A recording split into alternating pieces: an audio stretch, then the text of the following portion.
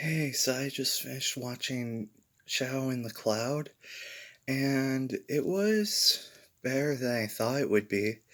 Just like the reviews said, the trailer made it seem absolutely terrible and completely incompetent in every single way.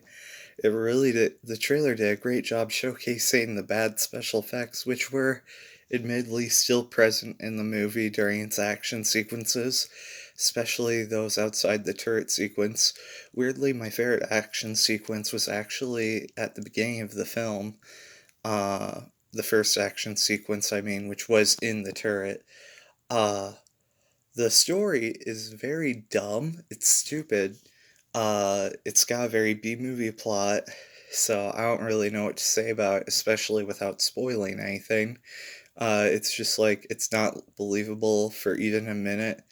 Also, the action doesn't really make sense either. There's scenes where the character injures herself and then she's able to use things that shouldn't be usable anymore without problem. So, for example, I guess I don't know how much you consider this a spoiler. Part of her body gets broken, and then she's able to use that part of her body even though she shouldn't be able to because she literally just broke it. And that it doesn't sound like a big deal, but when it would get her killed in a way that if you're watching the movie, yeah. The movie has a nice synth soundtrack and like nice colorful visuals, but and I like that had sense of style and atmosphere and energy, but it feels misplaced. It doesn't really fit the time period.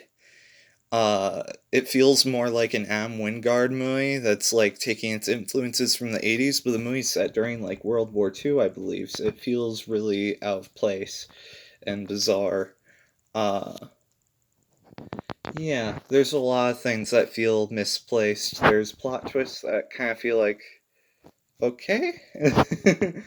uh, my main problem with the movie is that most of it you're just hearing, which is in the background the main character react to, which is in another part of the ship, and it's just people wailing on the main character, just being misogynistic towards her, and it's not really a lot of fun to listen to, and it's just like, guys, we get it's like terrible to be a woman in the 1940s because everyone was terrible towards women and they didn't have rights and things like that, and guys were just scumbags back then.